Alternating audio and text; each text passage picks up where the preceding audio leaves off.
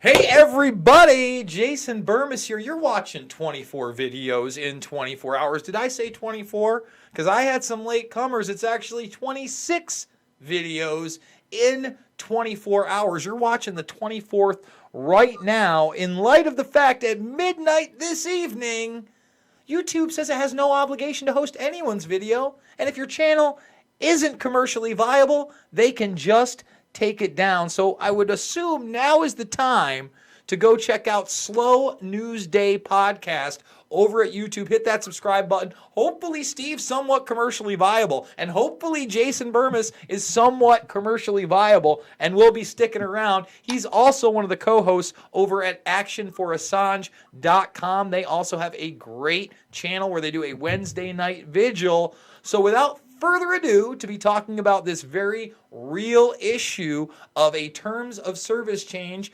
and censorship via the internet is Steve from the Slow News Day Show and the Action for Assange Network. How are you, sir?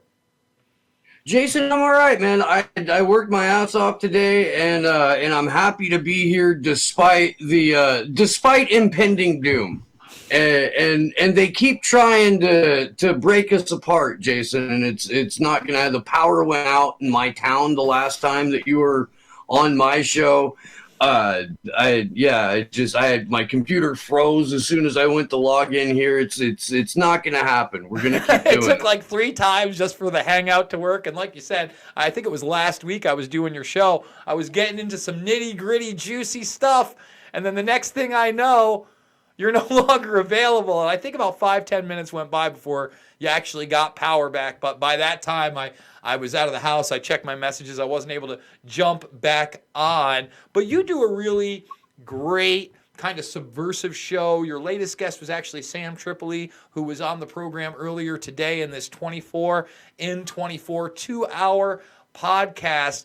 What do you think, outside of the censorship issue that we're talking about right now, outside of the Assange issue that you talk about all the time and obviously is very, very important, what do we need to be concerned with as an awake and aware populace?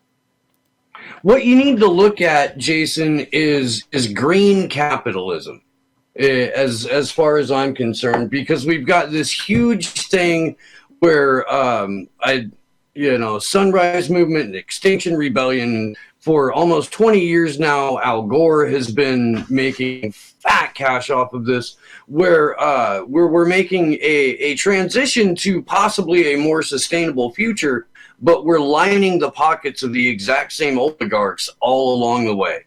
And I think that while it's important to be concerned about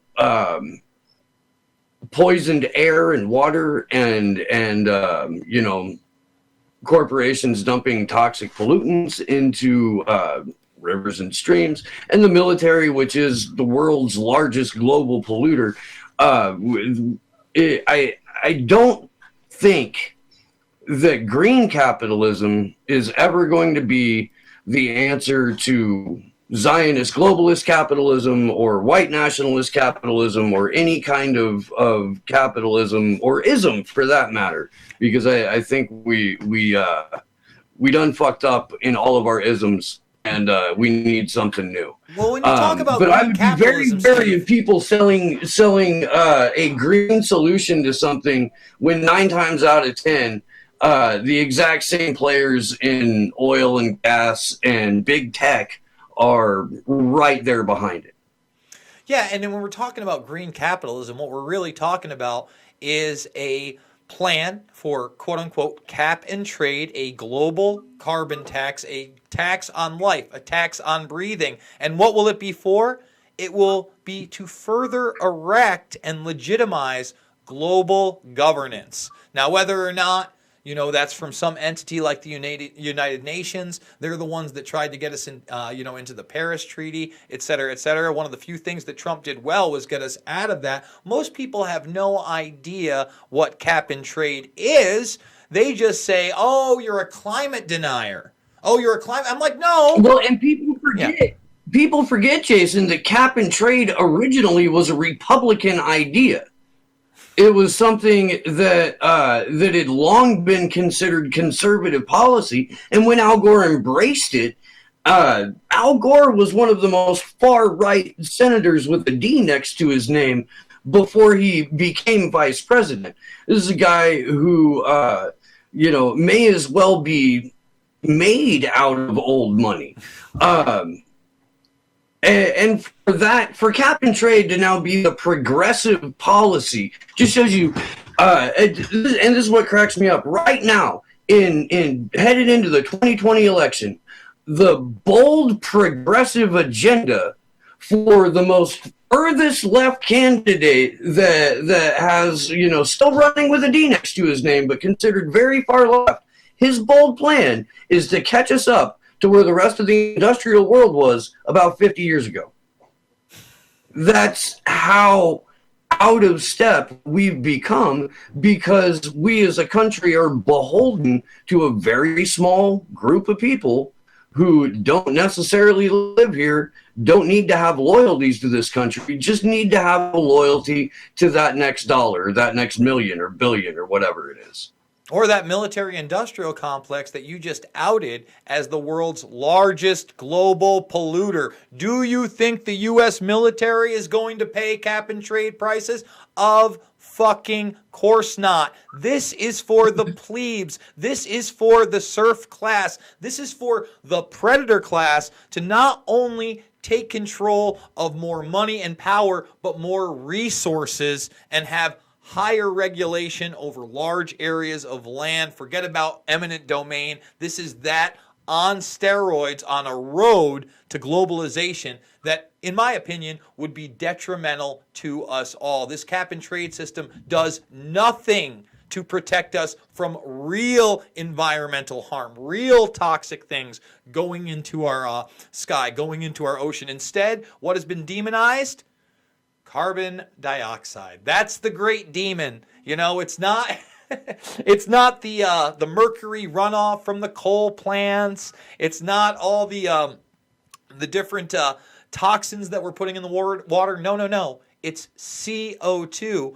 And unfortunately, when you try to bring that up to somebody that's so brainwashed that a guy like me is just taking on, big oil talking points, you almost can't get past that barrier. That it's like, no. I get it. Big oil's bad too. We should have other means of energy. But unfortunately, the predator class controls big oil, so they're going to continue to use it. The predator class then, what they do? They went into shale and gas and natural gas that way. That's the next thing. They've already pretty much taken over the solar industry as well. And the bottom line is, if they can't use it to give you a monthly bill and control a very large aspect of your life and possibly get you in a tax credit system, they're not interested in it, Steve. And it goes a little bit deeper than that, too, because Bolivia just got overthrown a week after Evo Morales said they were going to nationalize their lithium. What's lithium? It's in every single fucking cell phone battery. It's in smart car batteries. Lithium batteries, lithium-ion batteries are everywhere. And Bolivia just happens to have the largest reserves of it. I don't know what the U.S. interest there would be. We typically let Central and South American countries have their own agency, especially if they want to attempt a leftward slant. That's just how we roll, Jason. But in the 2020 NDAA, there's a little tiny section about rare earth minerals. And it basically discloses the United States declaration to make rare earth minerals our new oil, our new, our whatever, our new our new guns, oil, and drugs. Well, Steve, let's talk about that for a minute, because a lot of people don't realize, obviously, the batteries in your phone are lithium, and this is a huge market, but somebody like Tesla gets a complete pass when his batteries in his so-called electric cars that are great for the environment, and I'm not saying that technology is bad, I'm saying you look at what people go through to get this lithium, you look at the slave mines and the human cost there, and it will never be discussed by the mainstream media here on some level. One, because they want to promote this type of thing, keep people in the dark. But number two, they've erected a demagogue in Elon Musk. He's the guy with the Cybertruck. He's the coolest, man. He's smoking weed with Joe Rogan. He's got a space program. Oh, yeah. And he wants to put a fucking chip behind your ear with a Bluetooth device, 4 fucking fiber optic wires in your brain. Call it Neuralink and say it's the best thing since breakfast. And they've already connected a chimpanzee to a computer. And what? It's applause all the way for this guy.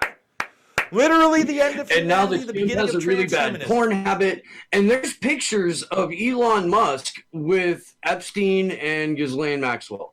Elon Musk is the heir to an emerald mine, a South African emerald mine, an emerald fortune. That's where his money comes from. Elon Musk is not some like plucky environmentalist who worked his way up from just nothing, found them bootstraps, hoisted them, and now runs Tesla. He's the scion to slave labor, to slavers.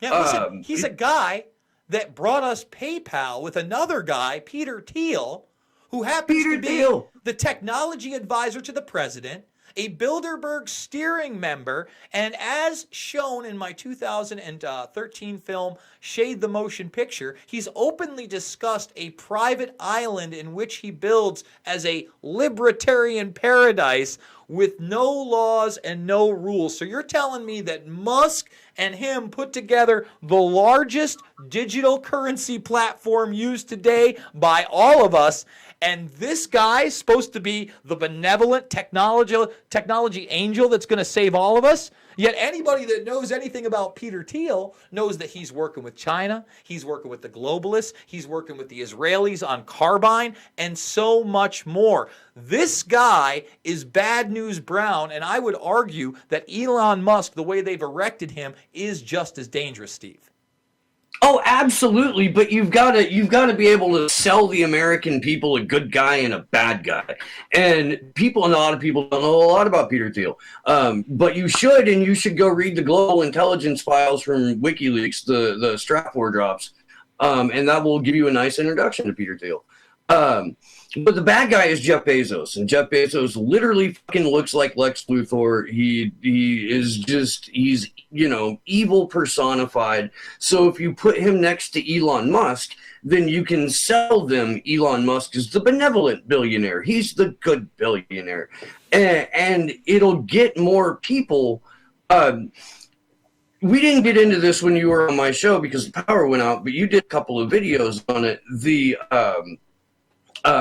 cyborg soldiers and the fact that technology and advanced Neuralink technology enhance human, next even level beyond that, transhuman. I mean, we're not even just talking about a brain chip at that point. We're talking about literally allowing a foreign entity, whether that be AI or something else, to take control of your muscle tissue so that you can do things that you don't know how to do. They want to take control of your physical limbs. They're not even being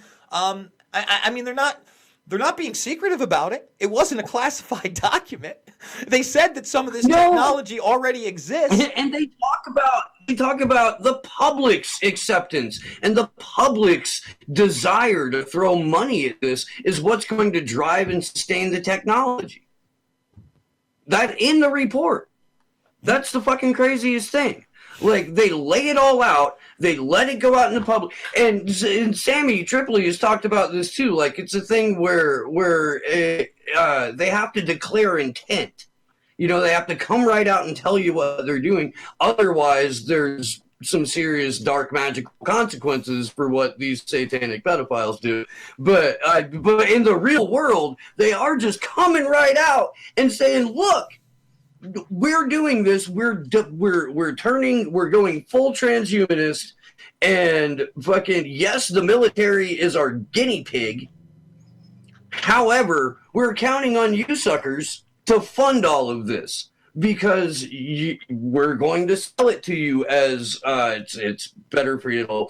It's immortality, or it'll cure your cystic Steve, fibrosis. in that document, whatever. what did they say the way was going to be for this technology to become mainline? It was consumer products, not military. They said they had to acclimate the public several times in that document and get them used to the technology, use it as a consumer of technology, and then it would be okay to use it on the soldiers. Then it's okay to have cyborg soldiers running around the globe enforcing a global track, trace, and database police state. That's how I feel about it. We're running on 15 minutes. I've got your other co-host coming up at the top of the hour, Andrew, and then we're going to close it off with Titus Frost. You were number 24 in 24, but we're having 26. So you're my 24th video today. Steve, how can people support you?